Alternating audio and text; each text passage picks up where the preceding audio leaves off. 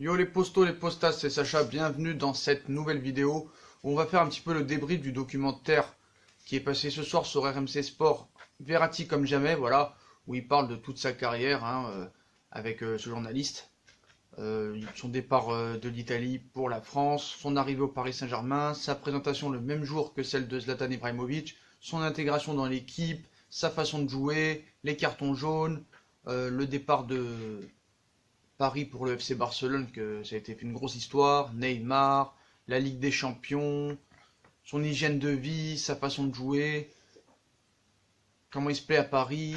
On va voir un petit peu tout ça, hein.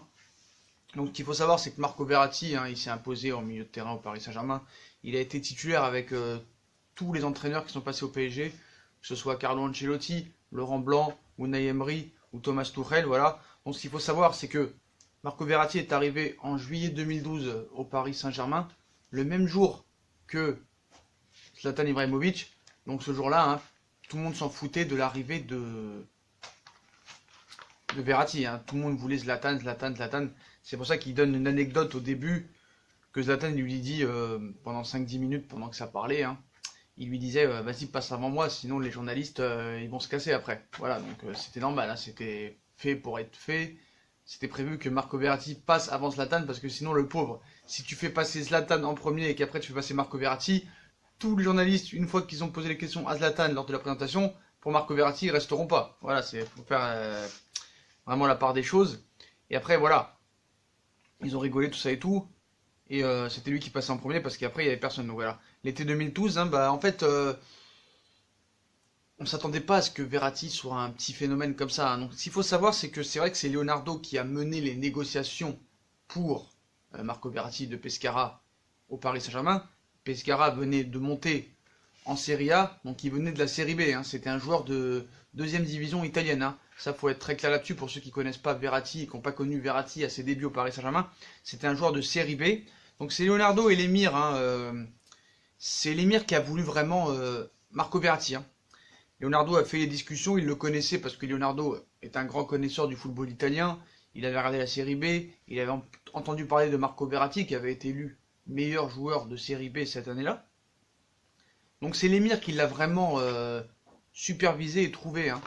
Apparemment, l'émir du Qatar est un grand fan de football.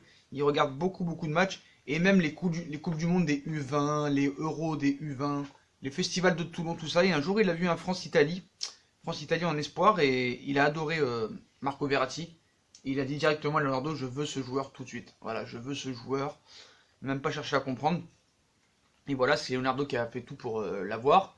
Il l'a eu en 2012 pour une somme de 11 millions d'euros. Donc voilà, c'était vraiment une trouvaille de la part de l'émir et celle du Qatar.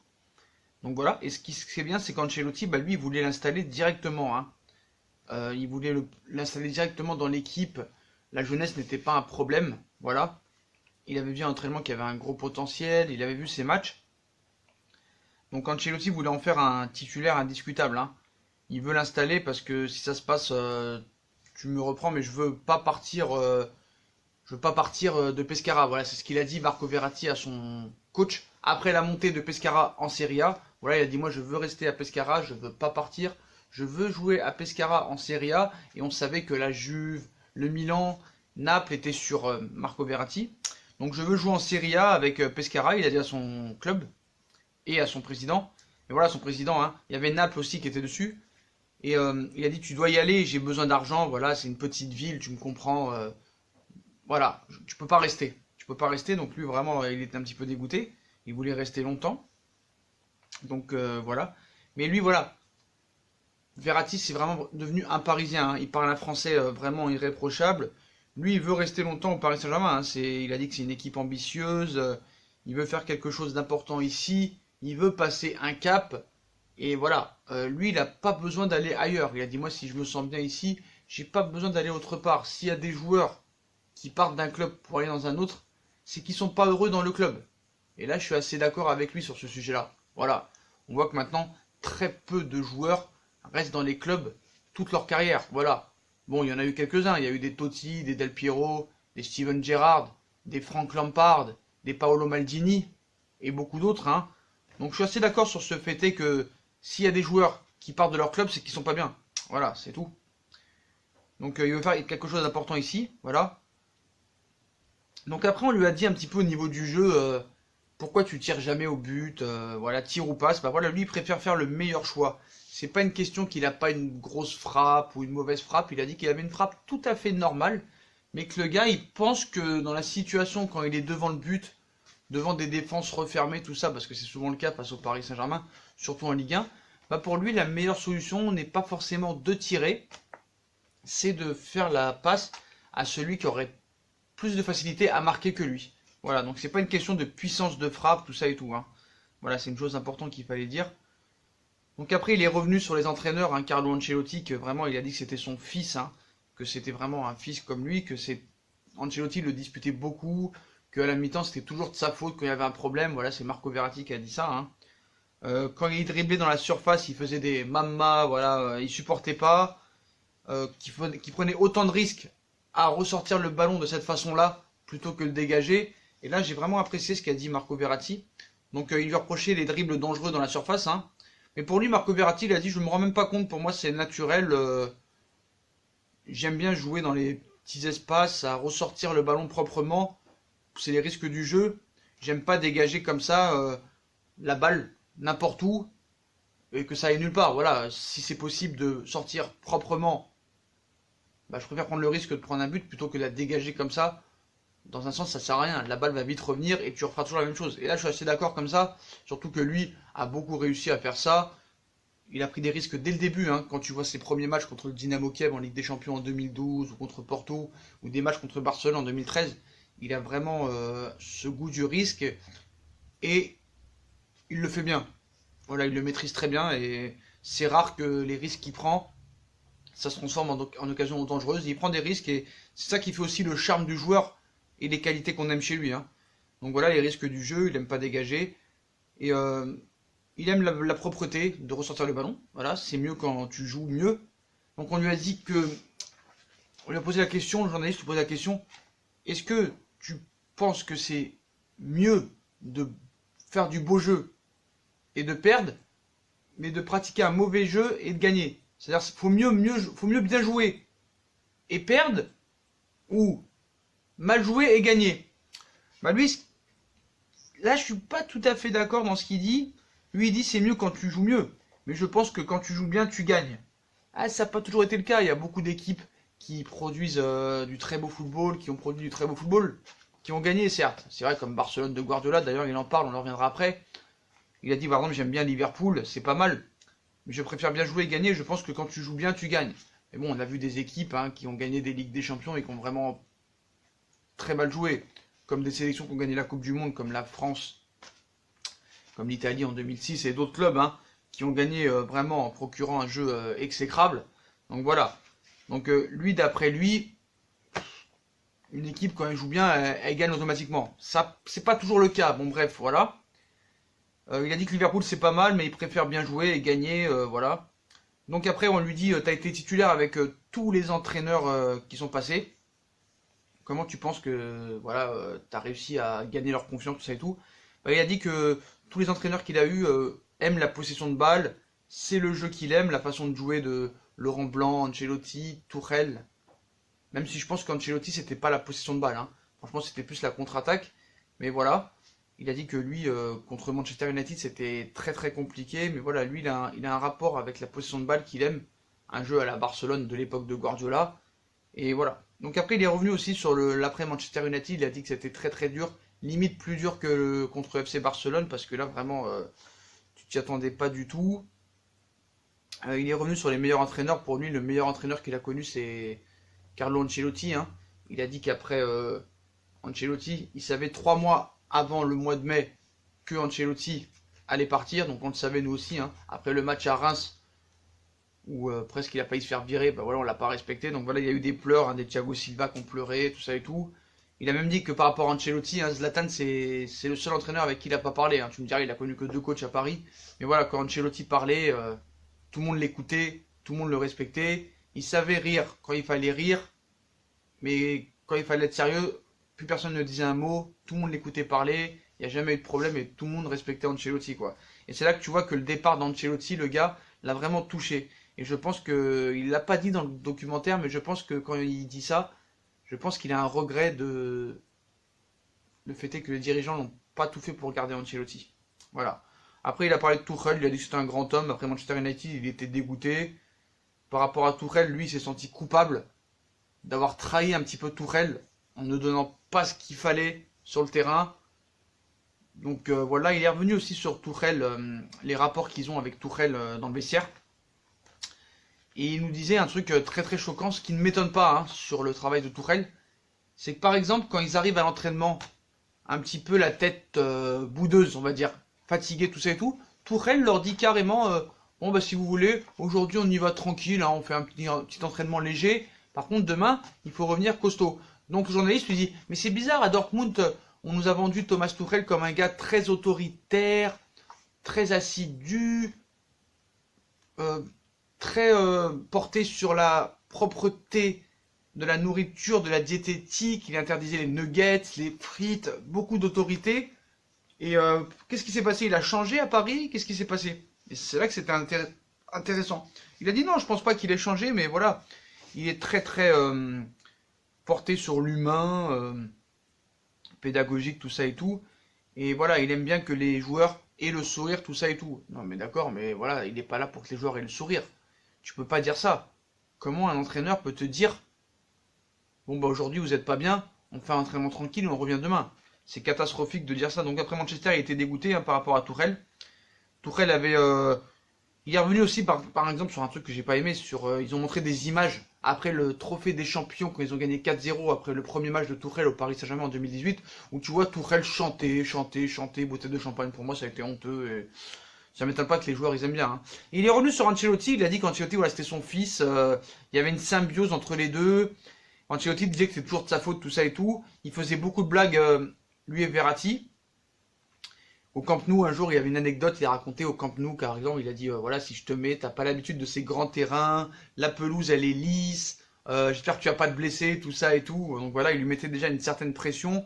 Mais voilà, il avait la tête tranquille, il n'y avait pas de stress. Avec Ibra et Zlatan, il n'y avait pas de stress, il parle pas devant Carlo. Voilà, il a dit que Zlatan, il fermait sa bouche devant Carlo Ancelotti. Voilà. Donc il a dit qu'il aimerait bien s'améliorer aussi au niveau des buts. Hein. C'est vrai que on lui dit souvent pourquoi tu marques pas de buts. Est-ce que tu penses, le journaliste lui dit, est-ce que tu penses que si tu marquais plus de buts, tu pourrais faire passer un cap à Paris en Ligue des Champions? Il a fait oui. Moi je veux progresser là-dedans. C'est vrai que j'aimerais marquer 7 ou 8 buts par saison. Mais voilà, moi c'est pas mon rôle de marquer des buts. Voilà. Moi, je peux faire la passe. C'est vrai que j'aimerais marquer, mais voilà, par exemple, Busquets, je lui demande pas de marquer 8 ou 9 buts dans la saison. Il est revenu aussi que sur la saison 2017-2018, il avait marqué 3-4 buts en Ligue des Champions. Ils ont demandé, voilà, un petit gamin, pourquoi tu tires jamais au but? Il a dit, je frappe normal, voilà. Je peux pas faire comme des frappes comme Roberto Carlos, mais j'ai une frappe normale. Voilà, Roberto Carlos, il avait une frappe de fou, mais dans la tête, c'est le choix. Je veux faire marquer l'équipe et pas moi marquer. Voilà. J'ai marqué de la tête aussi, des buts en Ligue des Champions. Puis j'ai déjà marqué des buts. Faut arrêter de dire que je marque jamais de buts. Je fais des saisons à 3-4 buts et je trouve que c'est déjà pas mal pour le poste que j'ai. Mais c'est vrai que j'aimerais beaucoup plus marquer et que je pourrais marquer plus de buts en Ligue des Champions. Donc voilà, il a dit par rapport aussi à la Ligue des Champions que pour lui, se faire éliminer en huitième de finale ou en demi-finale, c'est la même chose. Voilà, il faut la gagner, tout ça et tout. Donc après, par rapport au Paris Saint-Germain, je pense pas que c'est la même chose parce que nous, on serait content d'être en demi-finale, tu vois, ne serait-ce qu'en quart maintenant, parce qu'on n'arrive plus à passer les huitièmes, mais voilà. Sur ça, je suis pas tout à fait d'accord avec lui, même si je suis d'accord quand même à 50%. Voilà, le fait d'une compétition, c'est de la gagner. La gagner, la gagner, la gagner. Donc c'est vrai que dans un sens, que tu sortes en huitième ou en demi-finale, c'est la même chose. Dans un sens, dans la tête d'un compétiteur. Voilà, tu vas dire à Ronaldo, tu préfères te faire éliminer en demi ou en finale, il va dire je m'en fous, moi je veux la gagner, que je sois éliminé en finale ou en huitième, c'est la même chose. Dans un sens, c'est vrai, mais si tu pars par rapport au projet du Paris Saint-Germain, une demi-finale, déjà, ce serait déjà énorme par rapport à ce qu'on a vécu ces 2 dernières années, ou même 3 dernières années, et depuis 2013, où on n'arrive pas à passer ce cap des quarts de finale. Donc voilà. Après, on lui a demandé pourquoi ça passe pas, pourquoi ils n'y arrivent pas. Il a dit voilà, contre Barcelone, ça peut être aussi psychologique. Tu vois, tu prends un but contre ton camp, au bout de 10 minutes, tu prends un but bête au bout de 15 minutes. Par exemple, voilà, Di Maria devant le but, il y a un penalty pas sifflé où il peut marquer, ça peut faire 3-2, Cavani poteau, ça peut faire 3-3, le match il est terminé, voilà. Ça peut être aussi psychologique dans la tête, ça peut être mental. Les joueurs, des fois, ça peut changer. Un match 90 minutes, ça peut être long et voilà. Des fois, c'est pas que pour le football, il a dit, c'est niveau beaucoup mental, mental, mental. Et ça, c'est vrai qu'on est d'accord avec lui, hein. Vraiment dans le mental, dans la psychologie et c'est là-dedans qu'il faut progresser. Donc voilà, après, on lui a demandé quels joueurs t'ont plu lors de ton passage en France. Vraiment les joueurs qui t'ont un petit peu impressionné et que contre qui t'aimais bien jouer. Il a dit Ndombele de Lyon, hein. Il a dit notamment la dernière saison, la 2017-2018, où vraiment j'ai trouvé Ndombele très très fort, la façon de jouer, il joue à peu près à mon poste, et Ousmane Dembélé aussi. Ce qu'il avait fait à Rennes, vraiment c'était vraiment bien. Ce qu'il a fait à Dortmund, c'était vraiment pas mal, voilà. Il y a beaucoup de joueurs en France, mais malheureusement on n'a pas la chance de les voir très longtemps en France, parce qu'après ils partent à l'étranger, et ça c'est dommage. Et là c'est là qu'on lui dit, ah ouais tu dis nous, c'est là vraiment tu te sens français, tu te sens parisien. Il a fait oui, moi je suis parisien, j'aime beaucoup ce pays, moi j'ai choisi les quartiers. Bon c'est vrai quand t'es à Pescara, c'est tout petit, voilà t'arrives à Paris, t'as l'impression que tu vis dans un autre monde, voilà, mais après t'as l'habitude, tu prends tes habitudes, donc voilà sur les joueurs, hein. Il a dit qu'il par exemple, voilà, il n'a pas besoin de partir autre part, que le football ça l'amuse, que ça peut être un amusement à côté du professionnel. Bon voilà, quand il dit ça m'amuse, quand il dit j'ai pas besoin de partir parce que je suis bien à Paris, ça c'est très bien. Mais quand il dit le foot m'amuse, j'aime pas trop ça parce que voilà, le football doit être un objectif et il doit être ambitieux, il doit vouloir gagner des trophées, que ce soit collectif ou individuel, voilà. Quand le journaliste il dit t'es un des meilleurs joueurs du monde à ton poste, oui, peut-être sur le papier. Mais pour l'instant, tu l'as pas vraiment prouvé. T'as jamais été dans des équipes type à la fin d'une Ligue des Champions, que ce soit dans The Best, dans le joueur FIFA ou Ballon d'Or, tu vois. Même si on sait que la FIFA, leur vote, c'est des incompétents. Quand tu vois qu'ils mettent Ramos, Marcelo l'année dernière, bon bref, je vais pas revenir là-dessus, c'est pas le sujet, mais voilà. Sur le papier, tu es peut-être l'un des meilleurs milieux du monde à ton poste, mais maintenant, il faut le prouver avec les actes. Voilà, c'est ça qu'il a dit aussi, hein. Donc, on est revenu aussi, le journaliste est revenu sur son envie de départ au FC Barcelone. Qu'est-ce qui lui a donné l'envie de partir de Paris Saint-Germain pour aller au FC Barcelone, jusqu'à poser pour Mundo Deportivo, en posant la main sur le journal et disant qu'il veut partir. Bah apparemment, là, c'est ça qui me... Là, vraiment, j'ai pas du tout d'accord avec lui. J'ai vraiment pas aimé ce qu'il a dit, même si on peut comprendre ce qu'il a dit, mais on a vu que, d'après ce qu'il a dit et ce qui est arrivé, ce n'est pas cohérent. Il dit, la défaite après City a été très très dure.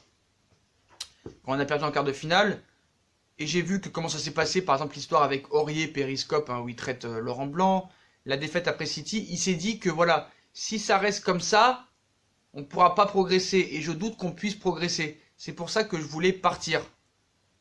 Et je voulais du changement. Je voulais que les dirigeants fassent du changement. Ce qu'ils ont fait, en virant Laurent Blanc et en mettant Unai Emery. Et c'est là que ça m'énerve. Il a eu peur de dire que voilà, ça marcherait pas, il y a trop de problèmes, que ça va pas marcher, il faut changer les choses, on va régresser, tout ça et tout. Mais voilà, je suis désolé. Il lui dit à un moment, est-ce que tu étais content des changements? Oui, j'étais content des changements. Ils ont fait ce que j'ai voulu, donc je suis content. Mais frérot, en 2016, de 2013 à 2016, tu passais toujours les quarts de finale, et là tu es content du changement qu'il y a eu, ça veut dire que tu es content de l'arrivée d'Unai Emery et de Tourelle, qui t'ont fait régresser. C'est-à-dire que vous, toi Marco, t'as pas laissé, avec tes copains Thiago Silva, Marquinhos et d'autres, faire le plan de jeu que Unai Emery voulait faire, c'est-à-dire son 4-2-3-1 de Séville, attaque tout terrain, pressing haut. Vous êtes venu pleurer au bout de 2-3 jours en disant que vous vouliez pas jouer comme ça, et alors que c'est vous qui avez demandé du changement et toi qui as demandé du changement. C'est pas cohérent. Et dire que vous êtes content, c'est une faute professionnelle de dire ça parce que on a régressé depuis 2 ans. On a régressé. Donc c'est ça que je comprends pas. Donc est-ce qu'il y avait un problème avec Laurent Blanc? Peut-être, on sait pas, on ne pourra jamais le savoir. Enfin peut-être pas pour l'instant. Donc voilà, il avait peur que ça marchait pas tout ça. Il a dit moi je suis pas un patron. On lui a dit est-ce que tu devrais être un patron? Est-ce que tu te sens comme un patron? Il a fait non, moi je suis pas un patron. Je suis un peu encore jeune pour être patron. Il y a des gars qui devraient être plus patrons, qui sont plus patrons que moi, comme Marquinhos ça fait longtemps qu'il est là. Pourtant Marquinhos est plus jeune que Marco Verratti, comme Thiago Silva et comme d'autres joueurs. Voilà, il a dit moi je suis pas encore là pour être patron. Je pense que ça viendra avec le temps, naturellement, au fil des années. Voilà, je peux devenir un patron en parlant peut-être un peu plus sur le terrain, tout ça et tout. Et voilà, Marquis, Silva apparemment sont plus amènes à faire comme ça. Après il est revenu sur les cartons jaunes, hein. Donc ils ont passé un passage de l'arbitre Lannoy, il disait que voilà, il aime pas l'injustice, il préfère par exemple que son équipe prenne un carton rouge plutôt qu'ils encaissent un but. Donc voilà, il a dit qu'il aime pas l'injustice, il est obligé de faire ça avec les mains, parce que pour lui, des fois les jaunes, on peut pas parler avec les arbitres français. Il a dit que c'était beaucoup mieux en Italie qu'à l'étranger. Apparemment avec les étrangers, que ce soit même en Ligue des Champions, tu peux parler avec les arbitres. Une certaine ouverture d'esprit avec les arbitres étrangers et pas avec les Français. Donc voilà, Lannoy il a dit aussi que voilà que Verratti il est beaucoup engagé, au cœur du jeu, et voilà, il supporte pas l'injustice. Mais le problème, il a dit comme ça. Il a dit, par exemple, tu peux pas parler avec les joueurs. Les joueurs ne veulent pas parler en Ligue 1 avec les joueurs. Des fois, ils viennent, tu vois, en Espagne, en Italie, 8 ou 9 sur l'arbitre, mais l'arbitre, il arrive à leur parler. Alors qu'en Ligue 1, tu peux pas leur parler. Il a dit en plus, en Ligue 1, les arbitres, ils arrêtent trop le jeu. Il a dit des fois, la mi-temps, elle dure 45 minutes, mais tu as tellement parlé, l'arbitre parle tellement, l'arbitre arrête tellement le jeu, il fausse le jeu, et c'est pas bon pour les supporters. Il a dit, c'est pas bon pour les supporters, c'est pas bon pour la qualité du match, tout ça. Et t'as l'impression, il a dit, c'est ça qui est intéressant, sur les arbitres français, tellement qu'ils arrêtent le jeu et qu'ils faussent le match, t'as l'impression que sur les 45 minutes, t'as joué que 15 minutes. Et il a dit, c'est trop lent, ça n'arrête pas, et puis voilà, c'est pas bon. Donc voilà, il met en cause vraiment les arbitres français. On arrête trop le jeu, ça laisse pas jouer, c'est incroyable. Il a dit qu'il avait jamais vu ça. C'est lent, et en Italie, c'est pas comme ça. En Italie, c'est normal de parler avec l'arbitre. Ici, on peut rien leur demander. Ils connaissent mieux en Italie qu'apparemment que voilà, ils ont plus ouvert d'esprit, et qu'en France, tu peux rien leur dire. En France, tu peux rien leur dire. Même si tu leur dis un petit truc, tu prends un carton jaune. Donc voilà. Donc voilà, il s'est excusé là-dessus sur ça. Enfin, il a donné l'excuse de ses cartons jaunes sur l'arbitre français. Voilà, qu'on peut pas parler avec lui, et que voilà. Il a dit c'est normal, on peut rien leur demander, nanana. Il faut pas changer ça. Donc voilà, avec les mains, il a dit voilà, avec les mains, je suis obligé de parler parce que l'injustice, voilà, je peux pas me taire. Il peut pas me taire. Donc voilà. Donc sur Ancelotti, on a vu ça. Hein, donc il est revenu sur Ancelotti. Hein, il a dit que Carlo Ancelotti, hein, quand il a été au Real Madrid, il voulait Verratti. Quand il a été au Bayern, il voulait Verratti. Et encore à Naples, même cet été, il l'a encore appelé. Il veut Verratti tous les ans. Hein. Voilà. Il est fan de ce joueur et il le veut partout avec lui. Donc voilà, faut pas oublier que Carlo Ancelotti, hein, quand il est parti du Paris Saint-Germain en 2013, il a gagné la Ligue des Champions en 2014. Hein, pour ceux qui s'en souviennent pas. N'est-ce pas Nasser? Donc voilà. Après on est revenu un petit peu sur les moqueries lors de sa taille, qu'il est petit, tout ça et tout. Il a dit non, que ça l'a jamais impacté, que lui il s'en foutait, il a joué toujours contre des plus grands que lui, et que ça lui a jamais posé de problème. Voilà, il a dit que dans le foot aussi, il y a ses enfants, il est devenu un autre homme depuis que ses enfants sont arrivés dans sa vie, voilà. Qu'il n'y a pas que le foot pour lui dans la vie, que après c'est... il est revenu aussi sur les journalistes. Il a dit qu'il en avait marre que les journalistes inventent des choses, par exemple sur son hygiène de vie. Donc voilà, ben, moi je suis désolé, là le journaliste il a mal fait son boulot, parce qu'on l'a vu déjà, Marco Verratti fumer. D'ailleurs il a dit dans ce documentaire qu'il aimait beaucoup le vin blanc. Alors est-ce que c'est un piège de la part de la direction des RMC? Il a dit qu'il aimait beaucoup le vin blanc, mais lors de ses soirées nocturnes, il a dit bah oui, bah, c'est normal, on a le droit de sortir. Quand on est en congé, quand même on est des êtres humains, on a le droit de sortir aussi. On a le droit de se un peu libérer l'esprit, tout ça et tout, tant qu'on n'est pas en compétition, voilà. Mais voilà, on a vu qu'ils ont mangé, hein, ils mangeaient un petit peu du poisson, des trucs comme ça, des légumes, donc c'était assez fit. Bon, c'est sûr qu'il ne va pas te faire un steak frites hein, devant les supporters Paris Saint-Germain. Mais voilà, on l'a déjà vu fumer, on l'a vu boire des bières avec le staff médical du Paris Saint-Germain. Je vous invite à aller chercher ça. On essaiera de vous la retrouver. Il a parlé sur le journaliste, il a dit qu'il ne comprend pas que voilà, tu fais un bon match, t'es un phénomène, tu fais un mauvais match, t'es nullissime. C'est-à-dire que des fois, tu peux faire 4-5 bons matchs, t'es le meilleur milieu du monde, et tu fais un match, ils remettent tout en cause. Ils savent pas faire match après match. Bon, après, il faut leur comprendre. Hein. Les journalistes, ils vont pas dire que t'es bon alors que t'es mauvais, et ils vont pas dire que t'es mauvais alors que t'es bon. Et voilà, c'est vrai que des fois, il y a des journalistes qui exagèrent en disant, des fois, par exemple, on fait 9 matchs bons sur 10, et le mauvais match, on va oublier les 9 derniers bons matchs que j'ai fait. Et ça qui m'énerve un peu. Donc lui dit donc toi tu seras jamais consultant après la fin de ta carrière. Il a fait si, je peux devenir consultant, mais voilà, je dirai la vérité avec respect. Je vais pas inventer des choses, je vais pas faire de la méchanceté, tout ça et tout. Il y a des journalistes, franchement, ils parlent mal sur toi, ils savent que parler mal, même quand tu joues bien. Ça c'est vrai, hein, je pense qu'il met un petit claque à Riolo en disant ça. Après, ils lui ont demandé bah, qu'est-ce que tu feras après ta carrière de footballeur, qu'est-ce que tu penses faire, entraîneur, consultant, qu'est-ce que tu ferais? Il a fait franchement, je sais pas, j'aimerais jouer au football le plus longtemps possible. Si je peux jouer jusqu'à 50 ans, je jouerai jusqu'à 50 ans. Après, ça va être compliqué, hein, mais je jouerai jusqu'à ce que mes jambes me disent d'arrêter, ce que disent un petit peu tous les joueurs. Hein. Voilà. Il sait pas ce qu'il veut faire.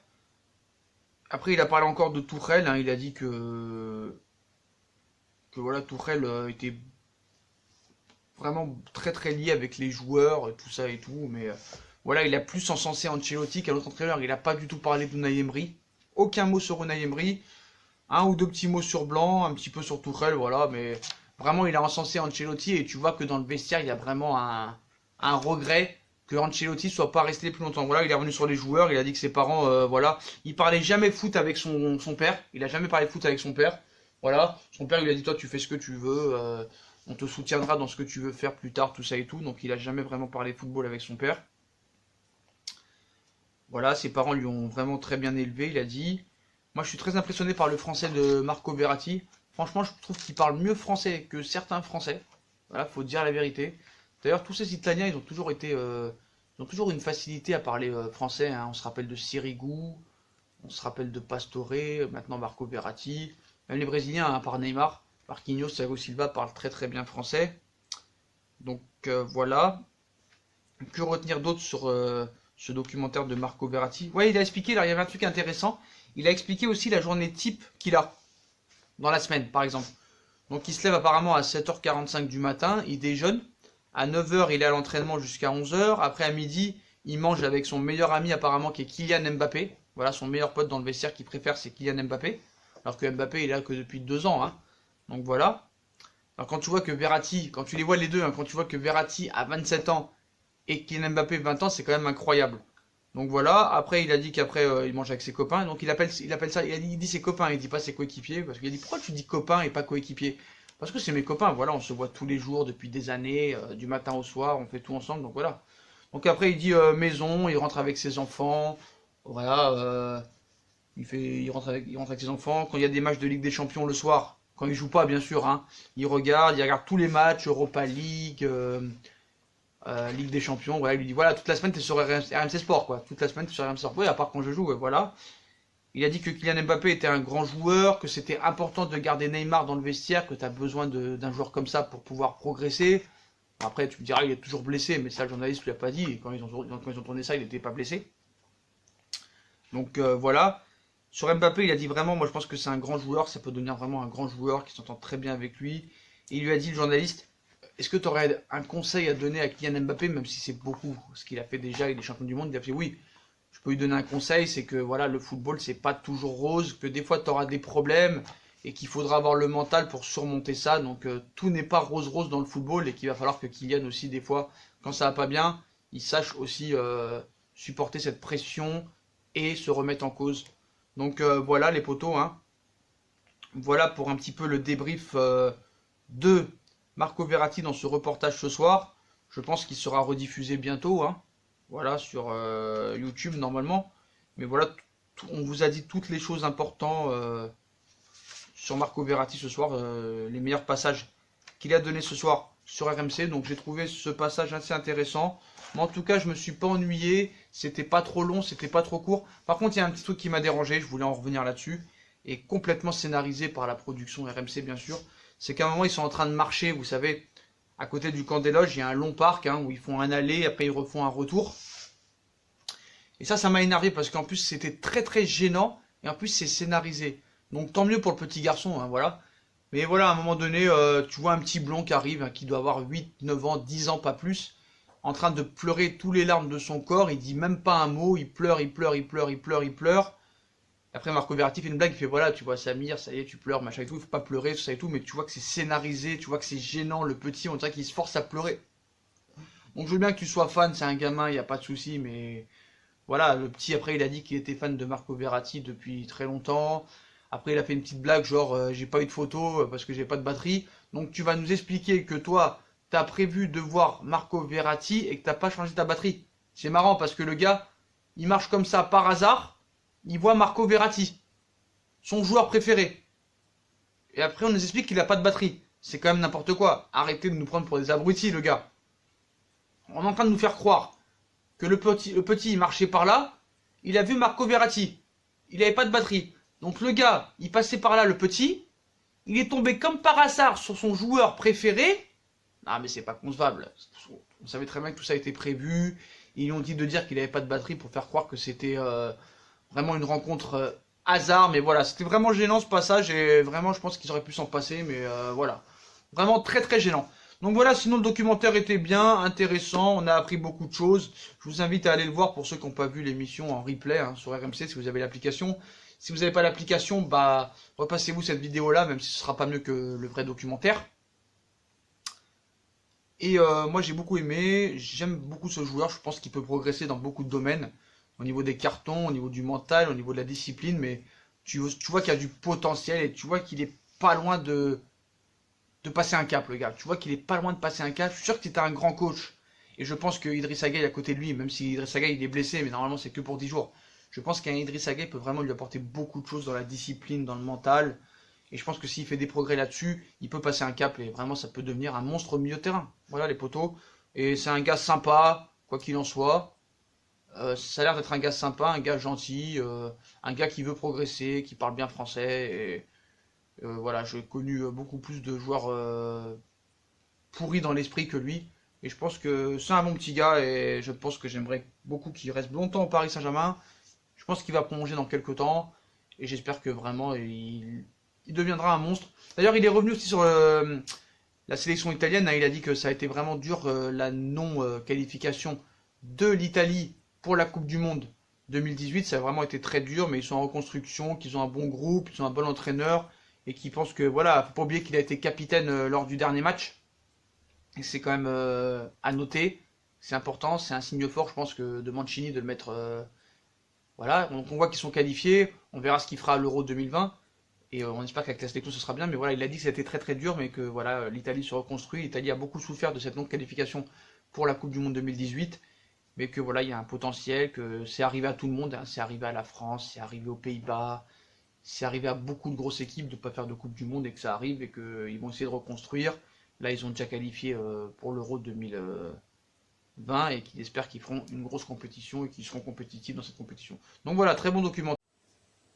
Je vous invite vraiment à le regarder si vous avez l'occasion de le revoir. Puis voilà les potos, bah, dites-moi en commentaire ce que vous pensez de toutes ces déclarations qu'il a fait sur tous les sujets. Voilà, c'est important, je voudrais savoir votre avis là-dessus. Puis comme d'habitude, hein, si on a kiffé la vidéo, hein, on like, on partage, on s'abonne. On nous aide hein, sur Utip en regardant les pubs gratuites ou en faisant un petit don. Sur Paypal aussi. Puis moi je vous souhaite une très bonne vidéo les postos et à plus tard dans une nouvelle vidéo. Tchuss!